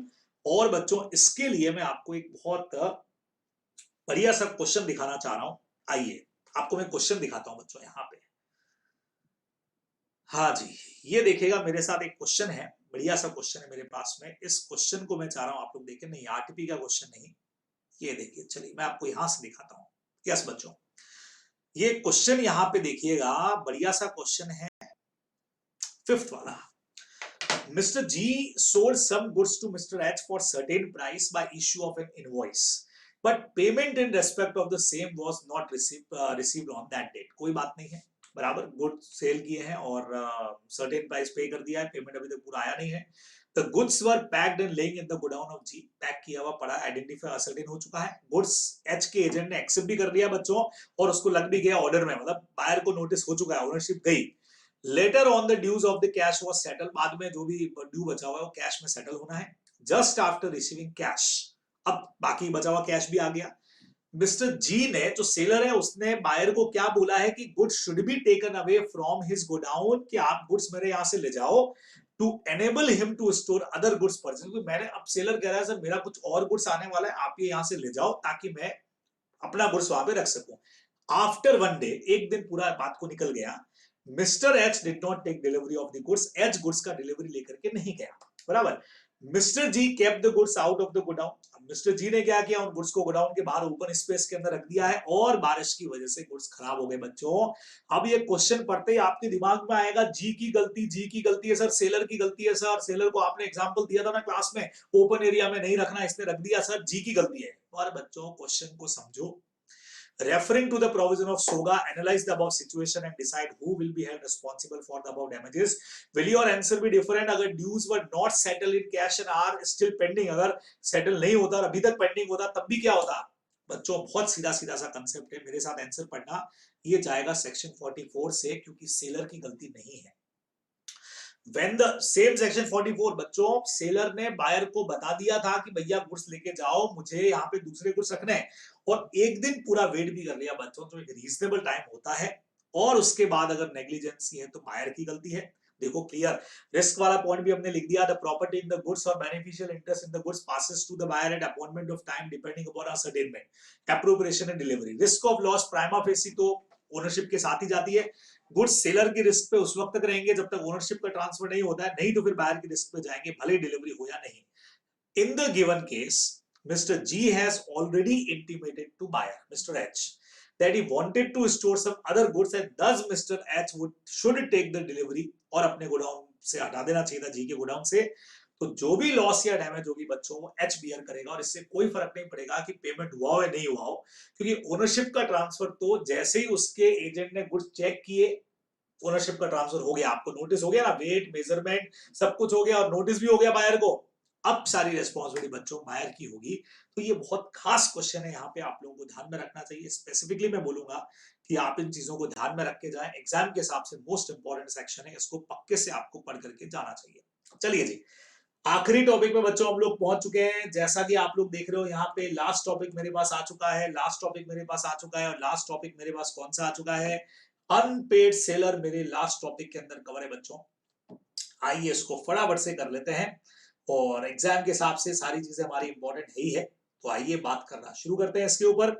बच्चों डेफिनेशन सबको पता है, अनपेड सेलर का मतलब ऐसा सेलर जिसको प्राइस नहीं मिली है, और अगर उसको कोई चेक या बिल्स ऑफ एक्सचेंज वगैरह भी मिला है तो भाई वो भी हो चुका है डिसऑनर। पैसा नहीं मिला, बाय चांस कोर्ट के पास गया, कोर्ट ने ऑर्डर दिया पेमेंट दो, लेकिन अभी तक कोर्ट के ऑर्डर से भी पेमेंट जब तक नहीं आया, अनपेड रहोगे। भले ही एक लार्ज अमाउंट में से स्मॉल पोर्शन भी आपके पास नहीं आया हो बच्चों, 5,000 रुपए में से 4,000 आगे, 1,000 भी बाकी है, तो आप अनपेड सेलर रहोगे। और इस 1,000 के लिए आप पूरे गुड्स को रोक सकते हो। ऐसा नहीं कि पार्टली पैसा आ गया तो पार्टली गुड्स डिलीवर कर दोगे। लो आपको राइट ऑफ लियर में राइट देगा पूरे गुड्स को रोकने का, तो ये बंदा बच्चों होता है अनपेड सेलर। चलिए जी, अब अनपेड सेलर जो राइट्स यूज करेगा बच्चों, एक तो जो गुड्स उसने बेचे उनके अगेंस्ट में भी उसके पास पर राइट्स है, बाहर के अगेंस्ट में तो है ही है। तो अब सबसे पहला राइट बच्चों दिया राइट ऑफ लियन का। समझो ये राइट ऑफ लियन आपके पास तब यूज हो रहा है बच्चों, समझना, ये राइट ऑफ लियन जो गुड्स आपने बेचे, लियन का मतलब होता है, अब तक सबको पता होगा, retain possession of the goods, यानी कि गुड्स को अपने पास में रोक करके रख लेना। It's called retain possession. अपने पास में गुड्स को रोक के रख लिया बच्चों। ये हमारा प्री एग्जाम रिवीजन है, यानी कि यहाँ पे मैं बहुत फास्ट रिवीजन आप लोगों को कराऊंगा, ताकि आप लोगों को एग्जाम से पहले एक बार चीजें एक बार सुन लो, पढ़ लो, आपको याद रह जाए कि हाँ बाकी सब चीजें आपने पढ़ी हुई है, ये मैं मान करके चल रहा हूँ। तो राइट ऑफ लियन का मतलब बच्चों गुड्स को अपने पास में रोक करके रखना, लेकिन वो तभी होगा जब गुड्स आपके पोजीशन में हो। तो बच्चों समझना, सबसे पहला तो गुड्स जो है वो आपने बिना उधार पे सेल किए। बच्चों उधार पे सेल करोगे तो फिर ये राइट थोड़ी यूज होगा। 1 महीने के उधार पे सेल किया तो 1 महीने तक आप ये राइट यूज नहीं कर सकते। आपने खुद ने सामने वाले को बोला गुड्स ले जाओ, पैसा 1 महीने बाद देना। बाई चांस अगर उधार में सेल किए हैं तो उधार का टाइम पीरियड खत्म हो चुका है बच्चों, 1 महीने तक पैसा नहीं आया। और सबसे बड़ी बात, गुड्स आपके पोजीशन में होने चाहिए, आपके पास होने चाहिए, तभी ये राइट यूज होगा। पोजीशन गया तो राइट भी गया। where the buyer becomes insolvent बच्चों सीधा सा लिख दिया गया है यहाँ पे कि बायर या तो दिवालिया हो गया, आपका पैसा नहीं आया, गुड्स बायर के पास में पड़े हुए हैं, सॉरी सेलर के पास में पड़े हुए हैं, तो सेलर ये राइट यूज कर सकता है। A sold certain goods to B for a price of 3 lakh और उसको 1 मंथ में पैसा देने का टाइम दिया। इस बीच में बच्चों बायर इंस्टॉलमेंट हो गया है, गुड्स अभी तक मान लो सेलर के पास ही है, तो सेलर अनपेड सेलर होगा और राइट ऑफ लियन को यूज करेगा। अब बच्चों इसमें बढ़िया चीज और समझो, where unpaid seller has made a part delivery of the goods, 100 में से 50 पीस हम दे चुके थे, 50 अभी देने बाकी हैं, और हमारा 50 का पैसा वो पहले वालों का बाद वालों का भी नहीं आया, मान लो पहले वालों का भी नहीं आया, इसका भी नहीं आया, तो वो राइट ऑफ लियन बच्चों रिमेनिंग गुड्स के ऊपर भी यूज कर सकता है। भी 50 तो भी मेरे पास है ना, मैं इन पर बिल्कुल राइट ऑफ लियन का यूज करूंगा, ये अपने को ध्यान रखना है। बराबर, सीधा सा हो गया। लेकिन बच्चों कुछ कंडीशन में राइट हाथ से चला जाएगा। पहली कंडीशन, अगर आपने गुड्स कोरियर वाले को दे दिए, मैंने अभी अभी आपको कहा, वैसे तो कोरियर वाले को गुड्स देना बायर को गुड्स देने के बराबर होता है, तब तो सारे राइट्स गए पूरे ही। लेकिन कई बार गुड्स को हमने दिया ट्रांसमिशन पर्पस के लिए, अभी गुड्स रास्ते में हो सकता है तो अगला राइट यूज करेंगे, आप लोग जानते हो। लेकिन राइट ऑफ लियन का राइट्स बच्चों, गुड्स आपके पोजीशन से जाते ही जाएगा, या तो कुरियर वाले को दे दिए, या बायर ने खुद ने उनको आकर के ऑब्टेन कर लिया गुड्स को, तो भी आपका राइट ऑफ लियन खत्म हो गया बच्चों। या सेलर ने अपने राइट्स को वेव कर दिया, मैंने कल कहा था ना, मोह माया सब त्याग दी, सब छोड़ दो भाई, कुछ नहीं चाहिए मुझे, पैसा आया तो ठीक, नहीं आया तो ठीक, भगवान सबका भला करे, तो भी आपके हाथ से राइट जाएगा। और बच्चों एस्टोबल, अब समझिएगा एस्टोबल में क्या होता है बच्चों, सेलर हमारा ये बैठा है यहाँ पे, सेलर ने बायर को गुड्स सेल कर दिए, बराबर, लेकिन गुड्स अभी भी सेलर के पोजीशन में है, तो उन्होंने राइट ऑफ लियन यूज कर लिया, गुड्स को रोक लिया, भाई अपने पास में, हमारे पास गुड्स रहेंगे जब तक पैसा नहीं दोगे। इधर बायर ने क्या किया, थर्ड पार्टी को गुड्स बेच दिए, क्योंकि ओनर तो बायर बन चुका है बच्चों, समझना, ओनर यहाँ पे बायर बन चुका है, पैसे से ओनरशिप का कोई लेना देना नहीं है जब तक आपस में डिसाइड नहीं करो। तो उसी पैसा नहीं देने की वजह से seller right of lien use कर रहा है, गुड्स को अपने पास में रोक के रख रहा है कि भैया बेच भले ही दिया, मालिक भले ही तुम हो, लेकिन सीधा सीधा पैसा लाओ, गुड्स को लेके जाओ, कौन मना कर रहा तुमको। अब बच्चों बायर ने ये गुड्स थर्ड पार्टी को बेच दिए, किसको बेच दिए, third party, third party seller के पास पहुंच गई, सेलर के पास पहुंच के क्या बोल रही है, गुड्स निकालो। अब सेलर बच्चों कह सकता है कि मैं I am using right of लियन, तो रिफ्यूज कर सकता है गुड्स को देने से। लेकिन सेलर ने गुड्स दे दिया आराम से, मतलब seller so conduct himself that वो थर्ड पार्टी को बता रहा है कि राइट ऑफ लियन है नहीं, गुड्स को लेके जाओ, तो खुद के पैरों में भैया खुद ही कुल्हाड़ी मार रहे हो, राइट नहीं यूज करना चाह रहे हो तो मत करो ना, तो दिस इज कॉल्ड एस्टोपल। और बच्चों जब पैसा आ गया आपके पास तो आप अनपेड सेलर हो ही नहीं, अब गुड्स को आप नहीं रोक सकते, गुड्स आपको देने पड़ेंगे, कहानी खत्म, बराबर। अब बच्चों कई बार ऐसा होता है कि राइट ऑफ लियन तो आपका खत्म हो गया, लेकिन गुड्स अभी तक ट्रांजिट में है, और आपको खबर लग गई कि बायर इंसॉल्वेंट हो गया, तो बच्चों अगला राइट आपका यही है, गुड्स को रास्ते में रोक लो, it is an extension of the right of lien, बराबर। It is right to regain position, goods को वापस अपने पोजीशन में ले लो, लेकिन इसके लिए दो कंडीशन, दोनों कंडीशन पूरी होनी चाहिए। एक तो गुड्स ट्रांजिट में होने चाहिए और दूसरा बायर हो चुका है दिवालिया या इंसॉल्वेंट। ट्रांजिट का मतलब बच्चों ये होता है जब तक बायर या उसका एजेंट खुद डिलीवरी नहीं ले ले तब तक गुड्स रास्ते में, अभी अपन पढ़ने वाले ड्यूरेशन ऑफ ट्रांजिट अभी पढ़ते हैं। देखिए पहले एग्जांपल देखो, A of Bombay sold certain goods to B of Kolkata. A delivered the goods to the railways for the purpose of transmission to B. However, B became insolvent before the goods has reached to him. In this case, बच्चों A railway को notice दे करके goods को रोक सकता है B तक पहुंचने से, जब तक पैसा नहीं आ जाता। अपने को ध्यान रखना है, भले ही सामने वाला दिवालिया हो गया, कोर्ट का ऑफिसर भी आ जाए तो भी हम गुड्स को अपने पास रोक सकते हैं। अब बच्चों गुड्स को ट्रांजिट में कब तक माना जाता है, आओ चेक करते हैं। सबसे पहला नंबर, व्हेन द गुड्स और अदर बेली, जब तक गुड्स बायर या और कोई उसका बिहाफ पे पर्सन डिलीवरी नहीं ले ले तब तक ट्रांजिट में है। बायर चाहे तो बच्चों गुड्स के अराइवल से पहुंचने से पहले, मतलब कोलकाता पहुंचने से पहले अगर बायर ने रास्ते में डिलीवरी ले लिया गुड्स का तो भी आपका राइट गया। Where the carrier or other bailey acknowledge to the buyer or his agent that he hold the goods as soon as the goods are loaded on the ship। बच्चों बहुत जबरदस्त वाला पॉइंट है, समझना। सर इसका मतलब क्या हुआ, सपोज करिए कि यहां पे बॉम्बे से गुड्स गए बच्चों कोलकाता रेलवे से, कोलकाता रेलवे स्टेशन पे गुड्स अभी पहुंच गए हैं और अभी भी हम right of lien use, sorry stoppage in transit use कर सकते हैं बच्चों, क्योंकि जब तक बायर या उसके एजेंट गुड्स को नहीं ले ले गुड्स तो ये माने जाएंगे ट्रांजिट के अंदर है भैया, रास्ते में पड़े हुए हैं, बराबर, रोक सकते हैं। लेकिन अगर कोलकाता रेलवे वालों ने बायर को इन्फॉर्म कर दिया बच्चों, एक्नॉलेज कर दिया कि भाई आ जाओ आपके गुड्स आगे बढ़े हैं, अब बच्चों समझ लीजिए कि वो जो रेलवे है वो बायर का एजेंट बन चुका है और हमारा राइट हाथ से गया। बिल्कुल लॉ यही कहता है। फिर बच्चों wrongfully refuse to deliver the goods, buyer ने जो मान लीजिए कि कोलकाता गुड्स पहुंच गए बच्चों, समझना कोलकाता गुड्स पहुंच चुके हैं सुबह 10 बजे पे, सुबह 10 बजे बच्चों कोलकाता गुड्स पहुंच चुके हैं, बराबर। 11 बजे बच्चों बायर जो है वो गुड्स का डिलीवरी लेने के लिए चला गया था, लेकिन रेलवे वालों ने उसको मना कर दिया, बाद में आना, तुमको गुड्स बाद में देंगे। और इधर ए ने जो बॉम्बे बैठा था उसने 11:30 बजे रेलवे को इन्फॉर्म किया कि गुड्स रोक लीजिए, स्टॉपेज एंड ट्रांजिट कर लीजिए। लॉ कहता है आप नहीं कर सकते। ये क्यों नहीं कर सकते, क्योंकि वो बंदा 11 बजे जा चुका था और वो तो रेलवे वालों ने गलती से मना किया उसको, उन्होंने रॉन्गफुली रिफ्यूज किया है, समझ रहे हो। नहीं तो 11 बजे डिलीवरी हो चुकी होती तो आपका राइट हाथ से चला जाता। तो रॉन्गफुली रिफ्यूज अगर हुआ है तो आपके हाथ से राइट गया बच्चों, ध्यान में रखना है, बराबर। फिर बच्चों गुड्स आपने ऐसे कोरियर वाले को दिए जो खुद बायर का ही था, तो बायर के कोरियर या ट्रांसपोर्ट वाले को दोगे तो बट ऑब्वियस है, ये लास्ट वाला पॉइंट भी ऐसा ही बच्चों, where the goods are delivered to a ship, ship में आपने गुड्स चढ़ाए, जो चार्टेड का मतलब किराए पे लेना, जो किसने किराए पे ली थी, बायर ने ली थी, तो बायर की किराए की जो ली हुई शिप पे अगर गुड्स दोगे तो वो तो बायर का एजेंट ही हो गया ना, अपने हाथ से राइट गया। लेकिन बच्चों खास बात, अगर गुड्स की पार्ट डिलीवरी हो चुकी है और अब अपने को पता लगा कि आधा माल रास्ते में है और बायर डिलीवर हो गया है, तो रिमेनिंग गुड्स के ऊपर आप स्टॉपेज एंड ट्रांजिट यूज कर सकते हो, जैसा आपने राइट ऑफ लियन में पढ़ा।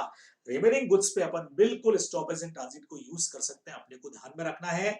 और सबसे खास बात, अगर एक्चुअल पोजीशन आपके हाथ से चला गया हो, टू मेथड्स बच्चों स्टॉपेज एंड ट्रांजिट को कैसे अफेक्ट करेंगे, अगर एक्चुअल पोजीशन बायर ने ले लिया हो, या जैसा अभी मैंने आपको कहा कि नोटिस दे दिया गया हो। अच्छा ये तो वो पूछा गया आपसे कि स्टॉपेज एंड ट्रांजिट यूज कैसे करोगे, मतलब गुड्स को रास्ते में रोकोगे कैसे, वो तो आपको समझ में आ ही चुका है बच्चों। या तो खुद ही सेलर गुड्स को अपने पोजीशन में जाके ले ले, या अथॉरिटी को इन्फॉर्म कर दे, जैसे रेलवे वाले को अपने इन्फॉर्म किया ना ऊपर एग्जाम्पल के अंदर की गुड्स को रोकना है, तो गुड्स को दो तरह से रोका जा सकता है, या तो सेलर खुद ही पहुंच जाए, हेलीकॉप्टर में पहुंच जाए, जाकर के गुड्स को अपने पोजीशन में ले ले, बराबर, या फिर उस कोरियर वाले को, ट्रांसपोर्ट वाले को इन्फॉर्म कर दो कि आगे बायर को गुड्स मत देना, तो फिर आप रोक सकते हो गुड्स को, अदरवाइज आपके हाथ से राइट गया, बराबर। अब बच्चों बढ़िया चीज आती है क्या,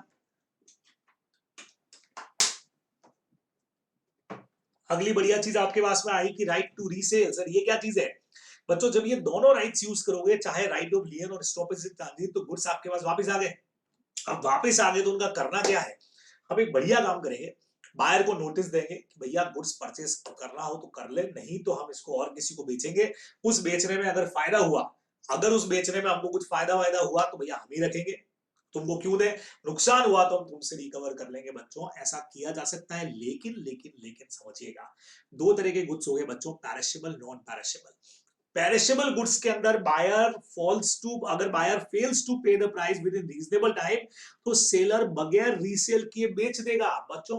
पेरिशेबल गुड्स के अंदर नोटिस की जरूरत नहीं होती है। नोटिस दूंगा, वो सामने वाला जवाब देगा, तब तक मेरे गुड्स खराब सड़ जाएंगे, बेच दूंगा मैं तो, बराबर। बिल्कुल बेच देंगे बिना नोटिस दिए। बच्चों, जो भी लॉस होगा वो हम ओरिजिनल बायर से रिकवर करेंगे, जिसकी वजह से ही हुआ। प्रॉफिट अगर हुआ तो सेलर खुद ही रख ले। नॉन पेरिशेबल गुड्स में क्या करना है, बाकायदा नोटिस देंगे उसको, बिना नोटिस दिए नहीं कर सकते आप। बाकायदा नोटिस देंगे, नोटिस नहीं दिया और गुड्स बेच दिए तो नुकसान आपका ही है, समझिएगा। तो बिल्कुल हम पुराने बायर को सबसे पहले, ओरिजिनल बायर को नोटिस देंगे, बेटा पैसे दे दे, नहीं तो गुड्स किसी और के पास जा रहे हैं। और उसमें अगर बच्चों उसने पैसे दे दिए तो बहुत अच्छी बात है, नहीं दिया और हमने बेचा और हमको कोई भी डैमेजेस हुआ तो हम ओरिजिनल बायर से रिकवर करेंगे, और प्रॉफिट हो गया तो हम खुद ही उसको रख लेंगे, सेलर उसको रख लेगा। ये रीसेल का राइट बच्चों हमको मिलता है। 3 राइट्स हमारे पास में है, बराबर। तो ये पूरा चैप्टर अपने आप में इंपॉर्टेंट है। सर ये क्या इफेक्ट ऑफ सबसेल और प्लेज बाय द बायर, अगर बच्चों ये यहाँ पे अनपेड सेलर ने राइट ऑफ लियन या एस्टॉबिस टारगेट यूज कर लिया, तो गुड्स का ओनर भले ही बायर हो, लेकिन हमको लॉ ने राइट दिया, गुड्स को अपने पास में रोक सकते हैं। हम भले ही ओरिजिनल बायर उन गुड्स को आगे किसी और को बेच भी दे, अभी मैंने आपको कहा था प्लेज पे भी रख दे, तो भी हमारे राइट्स पे कोई असर पड़ने वाला नहीं है ना। ए ने कुछ गुड्स दिए बी को बच्चों मुंबई में, and goods are handed over to railway for transmission. Main time के अंदर बी ने उन गुड्स को आगे सी को भले ही भेज दिया हो, लेकिन अगर हमको पता लग गया कि बी इंसॉल्वेंट है तो हम स्टॉपेज इन ट्रांजिट का यूज कर लेंगे। भले ही आगे बेच दिया हो, कुछ भी हो, हम अनपेड सेलर हैं तो हमारे राइट सुप्रीम रहेंगे। लेकिन लेकिन लेकिन पहला पॉइंट वही बच्चों, assent of the seller, seller खुद ही गुड्स को ले जाने दे रहा है, ले जाओ भैया गुड्स को ले जाओ, तो फिर आपके हाथ से राइट गया।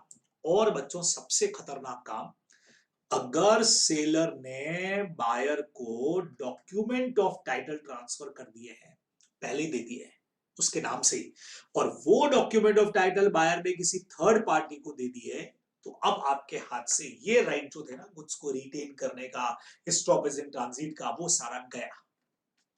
When the seller has assented to the sale, खुद में आपने कंसेंट दे दिया हो, बराबर, इसका एग्जांपल वही दे रखा है, आपने खुद नहीं दे दिया बराबर से। या फिर बच्चों डॉक्यूमेंट ऑफ टाइटल आपने सेलर ने बायर को दे दिया और बायर ने उसको आगे थर्ड पार्टी को दे दिया है, जो उसने गुड फेथ में ले भी लिया, तो फिर आपके हाथ से राइट तो गए। तो सर ये राइट हाथ से चले गए, हमारी तो दुनिया लुट गई। अरे ऐसा कुछ नहीं होगा, खाली ये राइट्स आपके हाथ से गए हैं, गुड्स को रोकने के राइट्स आपके हाथ से गए, लेकिन बायर के अगेंस्ट में आपके राइट्स अभी भी सिक्योर है बच्चों। क्या केस करेंगे सर? बट ऑब्वियस आप अनपेड सेलर हो तो नंबर 1 प्राइस के लिए केस करने वाले हो, पैसा पैसा पैसा, जितना भी गुड्स का प्राइस है उसके लिए केस करोगे। सेकंड नंबर बच्चों, नॉन एक्सेप्टेंस के लिए बाय चांस सेलर केस करेगा, या अभी अभी आपने पढ़ा सेक्शन 44 के अंदर भी, द सेलर में sue him for damages for non acceptance। तो वहां तो क्या था कि गुड्स ले जा नहीं रहा था और हमको नुकसान हो रहा है। यहाँ अगर सामने वाला गुड्स को एक्सेप्ट करने से मना कर दे, हमारे पास ही गुड्स पड़े हुए रह जाए, तो हम डैमेजेस का केस भी करेंगे, बराबर। अच्छा, प्राइस के साथ बच्चों इंटरेस्ट का केस भी होता है, हमेशा ध्यान रखना। इंटरेस्ट का केस अगर प्राइस का केस कर रहे हो, अगर सिर्फ डैमेजेस का केस कर रहे हो तो नहीं मिलेगा, नहीं तो प्राइस के साथ इंटरेस्ट का केस भी होता है। इंटरेस्ट का बच्चों अमाउंट क्या होगा, इंटरेस्ट की रेट क्या होगी जो कोर्ट डिसाइड करेगी, और कहां से कहां तक का ड्यू डेट से पेमेंट डेट तक का इंटरेस्ट आपको मिल सकता है, रेट बच्चों कोर्ट डिसाइड करेगा। उसके अलावा बच्चों एक और चीज है, ये तो इंडियन कॉन्ट्रैक्ट में पढ़ते हो, suit for damages for cancellation of the contract before the due date. Seller may not immediately take, भाई बायर ने गुड्स को लेने से मना कर दिया, 25 को हम डिलीवरी करने वाले थे, 20 को बायर ने मना कर दिया मुझे गुड्स नहीं चाहिए, तो एंटीसिपेटरी ब्रीच में आप पढ़ चुके हो, या तो वेट कर लो 25 तक की, उस दिन केस करना, नहीं तो इमीडिएटली आप केस कर सकते हो डैमेजेस के लिए। आपके पास में सारे राइट बच्चों सिक्योर है, अपने को ध्यान रखना है। सर ये सेकंड वाला वापस बता दो, sue for damages for non acceptance। बच्चों गुड्स हमने सेल कर दिए, बायर अभी डिलीवरी लेने से मना कर देता है, तो बट ऑब्वियस है बच्चों हम क्या करने वाले हैं, यहाँ पे हम डैमेजेस का केस भी साथ में करने वाले हैं। नुकसान हो रहा है देरी से, अगर वो गुड्स को एक्सेप्ट कर रहा है तो डैमेजेस वगैरह तो लेना पड़ेगा हमको, बराबर। तो ये सेलर के बायर के अगेंस्ट में राइट बच्चों खत्म हो गए, लेकिन कई बार सेलर भी तो कॉन्ट्रैक्ट तोड़ सकता है, तो बायर के राइट भी है against the seller in case of breach of contract. बहुत बढ़िया चीज है बच्चों। सबसे पहला पॉइंट क्या आया, अगर बायर सेलर को पैसे दे चुका है और गुड्स रिकवर नहीं हो रहे हैं, तो हम प्राइस का केस करेंगे कि पैसा वापस करो भैया, पैसा वापस करो ना, और पैसे के साथ साथ इंटरेस्ट भी करो। तुमको हमने पैसा दे दिया था पहले ही, 5 लाख रुपए दे दिए, गुड्स का डिलीवरी नहीं कर रहे हो, तो प्राइस वापस करो, रिटर्न करो, साथ में इंटरेस्ट भी दो, तब तक का बिल्कुल केस करेंगे। सेकंड पॉइंट बच्चों, डैमेजेस फॉर नॉन डिलीवरी समझना, सेम पॉइंट आपने पढ़ा हुआ है। सेलर ने कॉन्ट्रैक्ट तोड़ दिया, रिफ्यूज कर दिया, तो बायर उसके अगेंस्ट में केस करेगा डैमेजेस का बच्चों, difference between contract and market price. Market and contract price देखो, ए ने एग्री किया था कि 100 शर्ट सेल करेगा 2250 के हिसाब से, है ना। एक्स जानता है कि वाई जो है वो उनको वापस से रीसेलिंग पर्पज से खरीद रहा है, जो आगे 2500 रुपए में ये आगे बेचने वाला है। ये बहुत अच्छी तरह से अपना इंडियन कॉन्ट्रैक्ट एक्ट का भी एग्जाम्पल बच्चों लग रहा है। एग्जाम में घबराना मत, दे के रखेंगे आपको कि कौन से एक्ट से आंसर देना है, बराबर। ड्यू डेट पर एक्स ने आगे गुड्स का डिलीवरी नहीं किया बच्चों, इस वजह से वाई भी बेचारा आगे जेड को नहीं बेच पाया, जो 2500 रुपए में बेच के 250 रुपए का प्रॉफिट कमाने वाला था ना, वो नहीं कमा पाया। In this case y can recover damages from x 250 रुपया पर बच्चों, क्योंकि पहले से स्पेशल डैमेजेस हो गए, पहले से उसको पता था कि आगे बेचने वाला है। तो डिफरेंस बिटवीन कॉन्ट्रैक्ट प्राइस और रीसेल प्राइस, यानी कि 2250 में इससे खरीद के आगे 2500 में बेचने वाला था बच्चों, 250 का जो लॉस हुआ बेचारे को एक्स को, वाई को, वो ये जो है वो रिकवर कर लेगा बच्चों। यहाँ पे ये अपने को ध्यान में रखना चाहिए, वाई उससे एक्स से रिकवर करेगा। सर आगे के कॉन्ट्रैक्ट के बारे में पता नहीं होता तो क्या करते बच्चों, मार्केट प्राइस देते हैं, जो भी मार्केट प्राइस उस वक्त में रही होगी उसके हिसाब से हम डैमेजेस क्लेम करते हैं, इंडियन कॉन्ट्रैक्ट की तरह ही है। फिर the buyer may the treat contract subsisting, अपना वही बच्चों, जैसे ही सेलर ने कॉन्ट्रैक्ट तोड़ा तो बायर भी वही करे, या तो वेट करे फाइनल डेट का, नहीं तो उसी वक्त कॉन्ट्रैक्ट को कैंसिल करके केस करे। दोनों राइट्स हमने दिए, उधर भी हमने राइट्स दिया बच्चों, सेक्शन भी सेम है, देख लो वही सेक्शन है बच्चों 60 में ही, चाहे बायर सेल करे चाहे सेलर ब्रेक करे, आपके पास राइट्स तो सेम ही है ना, एक ही सेक्शन में राइट है। फिर बच्चों अगर गुड्स स्पेसिफिक थे, डैमेजेस इनसफिशिएंट हो और यूनिक गुड्स हो, तो इंडियन कॉन्ट्रैक्ट एक्ट याद करो ना, आप स्पेसिफिक परफॉर्मेंस के लिए केस कर सकता है बायर की डैमेजेस नहीं चाहिए भैया, डैमेजेस एडिक्वेट नहीं है, गुड्स यूनिक है, कॉस्टली है, तो हमको तो गुड्स चाहिए, मतलब गुड्स ही चाहिए। और बच्चों अगर ब्रीच ऑफ वारंटी होता है तो आप डैमेजेस के लिए केस करोगे। सर ब्रीच ऑफ वारंटी क्या था, आप जानते हो, सेलर ने वारंटी दिया था कि गुड्स नहीं बिगड़ेगा, लेकिन बिगड़ गया। अब ऐसे में बच्चों जब गुड्स एक बार बिगड़ जाते हैं, खराब हो जाते हैं, तो उनकी प्राइस के अंदर भी रिडक्शन होता है ना। तो वो जो उनकी प्राइस रिडक्शन हुई है उसके लिए बट ऑब्वियस है डैमेजेस का केस तो आप करने ही वाले हो, तो ब्रीच ऑफ वारंटी भी सेलर बायर का राइट है, जो वो सेलर के अगेंस्ट में यूज करेगा डैमेजेस का क्लेम करने के लिए, अपने को ध्यान में रखना है। क्लियर मैटर, खत्म हो गया। नाउ बच्चों चैप्टर के आखिरी 2 सेक्शंस मेरे पास में आ गए हैं, चैप्टर को कंप्लीट करेंगे। Auction sale most important, auction sale selling property होता है बच्चों, बिड लगती है, हाईएस्ट बिडर को गुड सेल होते हैं। हर लॉट को हम सेपरेट कॉन्ट्रैक्ट मानते हैं बच्चों। मैंने आपको कहा था 100 आइटम बेचे हैं और 100 आइटम एक ही आदमी ने खरीदे हैं, लेकिन माना जाएगा कि हर एक आइटम के लिए उसने सेपरेट कॉन्ट्रैक्ट किया है, बराबर। सेल कब फाइनल होती है बच्चों, third time fall of hammer, customary manner है। फाइनल रिट्रैक से पहले फाइनल जो हैमर नीचे जाएगा बच्चों, उससे पहले आप कभी भी अपना बिड वापस ले सकते हो, आपके पास में राइट है ना, क्योंकि एक्सेप्टेंस होने से पहले ऑफर वापस ली जा सकती है, अपने को ध्यान रखना है, सिंपल है। फिर बच्चों अगर किसी सेल में पहले ही ऐसे कह दिया जाए कि एक बार बिड लगा दी तो वापस नहीं ले पाओगे कभी भी, तो ऐसी कंडीशन लगाना ही होगा। पॉइंट याद रख के जाना, छोटे छोटे पॉइंट है।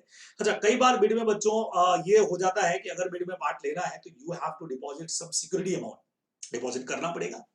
सर बाद में वापस मिलेगा क्या, अगर कुछ परचेज कर लिया तो एडजस्ट हो जाएगा, नहीं तो वापस मिल जाएगा। अगर सेलर को खुद को बिड में पार्ट लेना है तो उसको अपना ये राइट रिजर्व रखना पड़ेगा, लोगों को डिक्लेयर करना पड़ेगा कि seller is also participating in bid, पहले से बताना पड़ेगा, रिजर्व करना पड़ेगा, एक्सप्रेसली रिजर्व करना पड़ेगा। और अगर उसने ये राइट रिजर्व नहीं किया और सेल में पार्ट लिया तो ये अनलॉफुल हो जाएगी, है ना। राइट पहले से लोगों को बता दे तो सेलर खुद ले लेगा या उसके बिहाफ पे उसका एजेंट पार्ट लेगा, नहीं तो वो सेल अनलॉफुल हो जाएगी, बराबर, आपको ध्यान रखना है। अच्छा सेल का एक मिनिमम प्राइस से चालू होती है बिड, के भाई 5 लाख से बिड चालू करनी है, this is called reserve price या अपसेट प्राइस, कहीं ना कहीं से तो चालू करना पड़ेगा ना, तो रिजर्व या अपसेट प्राइस बच्चों कहलाएगी वो, जहां से अपने को ऑक्शन चालू करने का है, बराबर। सर अगर उससे नीचे पे बेच दिया तो वैलिड नहीं होगा, सेल उसके नीचे पे भले ही गलती से बेच दे, कुछ भी कर दे, चाहे रिजर्व प्राइस के बारे में पता हो या नहीं पता हो, आप तो एक पॉइंट दिमाग में रख के जाइए, रिजर्व प्राइस अगर 5 लाख है और उससे नीचे पे सेल हुआ है, भले गलती से हुआ हो, जानबूझ करके हुआ हो, पता था नहीं पता था, कुछ भी हो, वॉइड मतलब वॉइड ही रहेगा, वैलिड नहीं रहेगा, अपने को ध्यान में रखना है। और बच्चों प्रिटेंड बिडिंग, यानी कि जानबूझ करके किसी पर्सन को बिठा दिया गया सेलर की तरफ से, ताकि ऑक्शन सेल में वो फर्जी बिड लगा के बिड को बढ़ाता रहे बढ़ाता रहे बढ़ाता रहे, तो ये चीज वॉइडेबल में काउंट होगी, ध्यान रखिएगा, वो भी बायर की चॉइस पर, गलत नहीं है ये, वो ऐसा होता है कि बायर अगर चाहे कि मेरे साथ चीटिंग हुई है, एक तरह से फ्रॉड हुआ है, तो वो कॉन्ट्रैक्ट को कैंसिल करवा सकता है, प्रिटेंड बिडिंग इज वॉइडेबल। इतने पॉइंट जो स्टडी मैट में थे वो अपन ने सारे ले लिए, एक एग्जांपल बहुत अच्छा है बच्चों, इसको जरूर करके जाना। R sold a car by auction. It was knocked down to S, who was only allowed to take it away on giving a check for the price and signing and the agreement. The ownership should not pass until the check was clear. मतलब auction cell में are ने car बेची है और S ने वो purchase की है, ठीक है। थर्ड हैमर इसके लिए, एस के लिए बच गया। एक कंडीशन ये डाली थी कि आपको चेक देना पड़ेगा और चेक जब तक क्लियर नहीं हो जाता, जब तक पैसा नहीं आ जाता, तब तक ओनरशिप आपको नहीं मिलेगी, ऐसा कहा गया था वहां पे। In the mean time cheque जो है वो द चेक वॉज क्लियर, बराबर। Mean time the cheque was not clear, ये चेक जो है वो क्लियर नहीं हुआ बच्चों, चेक फेल हो गया, डिसऑनर हो गया चेक का, ये अपने को यहाँ पे ध्यान में रखना पड़ेगा। फिर आगे लिखा है S sold the car to T, S ने वो कार जो है वो आगे टी को बच्चों बेच दिया है। मतलब एक तरह से आर की कार थी, आर के पास से वो एस के पास चली गई, एस के पास से वो टी के पास चली गई, बराबर। इट वॉज हेल्ड कि वो जो प्रॉपर्टी है बच्चों वो बिल्कुल गुड फेथ में चली गई, वो प्रॉपर्टी एस की है। सर लेकिन कंडीशन लगा दी थी ना बच्चों, ऑक्शन सेल में कंडीशन सिर्फ एक ही होती है कि third time fall of hammer होगा तो ओनरशिप चली जाएगी। ऐसा कोई चेक की कंडीशन आप लगा ही नहीं सकते। लेकिन सर आर को तो पैसा नहीं मिला ना, चेक तो क्लियर ही नहीं हुआ। ऐसे में बच्चों आर जो है वो एस के ऊपर मनी के लिए केस कर सकता है, अमाउंट के लिए, डैमेजेस के लिए केस कर सकता है। लेकिन कार तो एस की हो गई और एस ने अगर आगे टी को बेच दिया और उसने गुड फेथ में खरीद ली तो ओनरशिप का ट्रांसफर हो जाएगा, सेल बिल्कुल वैलिड होगी। ये आप लोगों को ध्यान में रखना चाहिए। और आखिरी सेक्शन बच्चों बहुत सिंपल है, कॉमन सेक्शन है। डीलिंग करने के बाद अगर टैक्स की रेट ऊपर और नीचे हो तो क्या करना, हिसाब से अगर टैक्स बढ़ता है तो बढ़ा हुआ प्राइस आपको देना पड़ेगा, कम होता है तो कम हो जाएगी प्राइस। लेकिन लेकिन लेकिन ये पार्टीज की आपस की चॉइस पर डिपेंड है, सेल को कैसे एडजस्ट करें। Where after a contract has been made but before it has been performed, tax revision take place, tax की रेट्स बढ़ गई, कम हो गई। Tax is being impose, increase और डिक्रीज, कुछ भी हो सकता है बच्चों, टैक्स का कुछ भी हो सकता है। तो parties would become entitled to readjust and price of the goods accordingly. Following taxes are applied on the sale of purchase of the goods. कोई ड्यूटी या कस्टम या एनी टैक्स हो गया तो रूल क्या कहता है, the buyer would have to pay the increase price अगर टैक्स इंक्रीज होता है, और may derive the benefit of reduction, और कम होता है तो भाई प्राइस कम हो जानी चाहिए, रूल तो यही कहता है। सेलर मे ऐड और increase tax in the price. तो इफेक्ट बच्चों इसका मेनली यही है, ओपन टू द पार्टीज, तरीका तो यही है। पार्टीज अपने हिसाब से डिसाइड कर सकती हैं कि टैक्स बढ़े तो क्या करना है, कम हुआ तो क्या करना है, पार्टीज के ऊपर छोड़ दिया। अदरवाइज बढ़े तो ज्यादा, कम है तो कम देना पड़ेगा। ये अपना सीधा सीधा सा रूल है जो आप लोगों को ध्यान में रखना है, बराबर। बहुत सीधा सा हो गया। तो यहां आकर के आप लोगों का अनपेड सेलर का जो पार्ट है वो भी आपको मैंने बता दिया है कि किस तरीके से आपको चीजों को करना है। बढ़िया सा पार्ट है, आप लोग जरूर इसको रिवाइज कर लेंगे। और बच्चों आप लोगों को मैंने यहाँ पे कुछ चीजें ऑलरेडी पहले से बता करके रखी हुई हैं, उनको भी आपको जरूर से कर लेना चाहिए, बराबर। क्वेश्चंस काफी सारे दे चुका हूं मैं, और खास करके इस बार का एमटीपी, आरटीपी, पिछले बार का आरटीपी, ये आपको जरूर एक बार देख लेने चाहिए। तो जिससे क्या होगा कि आपकी तैयारी जो है वो और ज्यादा स्ट्रांग हो जाएगी। एक क्वेश्चन इस बार की आरटीपी के अंदर मेरे ख्याल से अपना अभी रह गया है इसी का, सेल्स ऑफ गुड्स एक्ट का, तो फटाफट से देख लेते हैं। देखिए ये तो कर चुके हैं, सूरज वाला। ये Suraj sold his car to Sohan 75,000 after inspection and satisfaction. Sohan ने 25,000 रुपया पे किया और कार का पोजीशन जो है वो ले लिया है ना, प्रॉमिस किया कि रिमेनिंग अमाउंट एक महीने में दे देगा। लेटर ऑन सोहन मना कर देता है, refuse to give the remaining amount, ठीक है, ऑन द ग्राउंड दैट की जो कार है वो नॉट इन गुड कंडीशन। अब सूरज को एडवाइस करो, सूरज कौन है हमारा, सूरज कौन है बच्चों, सेलर, कि उसके पास में क्या राइट्स है बायर के अगेंस्ट में। ये हमने आपसे क्वेश्चन पूछ लिया, तो देखें कि क्या राइट्स अपने को यहाँ पे मिलने वाले हैं। आइए मैं आपको, चूंकि आरटीपी का क्वेश्चन है तो मैं आपको डायरेक्ट आंसर पढ़ा देता हूँ ताकि फटाफट से डिस्कशन हो जाए। ये देखिए क्या लिखा हुआ है, as per section 55 of sales of goods act, an unpaid seller has a right to institute a suit for price against the buyer personally. The said section lays down that where under a contract of sale the property in the goods has passed to the buyer and buyer wrongfully neglect or refuse to pay। बच्चों इस बार क्या हो रहा है, buyer गलती कर रहा है तो सेलर प्राइस के लिए केस करेगा, अभी अभी अपन ने पढ़ा, बराबर। फिर डिलीवरी के लिए कोई दिन फिक्स किया था हमने और वो मना कर दे उस दिन डिलीवरी लेने से, तो प्राइस के साथ साथ डैमेजेस के लिए भी केस करेंगे, अपने को पता है अच्छी तरह से। तो यहाँ पे अपने पास में देखो रिमेनिंग अमाउंट का राइट आएगा, उस पर इंटरेस्ट का राइट भी आएगा और साथ में डैमेजेस का राइट भी आएगा। ये सारे राइट्स अपने को सेक्शन 55 के हिसाब से मिलने वाले हैं, ये आपको ध्यान में रखना है, बराबर। तो ये हमारी सारी बात थी। सेल्स ऑफ गुड्स एक्ट यहाँ करके खत्म हो जाएगा, जल्दी से इसको रिवाइज करिएगा। और बच्चों, लाइक एंड शेयर करना नहीं भूलना है, सबके पास ये चीजें होनी चाहिए। तो फ्रेंड्स, किसी के पास नहीं पहुंचा हो तो पहुंचा देना, आपकी जिम्मेवारी। जल्दी ही आपसे वापस मुलाकात होगी अगले एक्ट को लेकर के। तब तक के लिए अपना ख्याल रखिए। बाय बच्चों। डाउट्स के लिए एनी टाइम व्हाट्सएप करिए, फोन करिए, जैसा आपको ठीक लगे।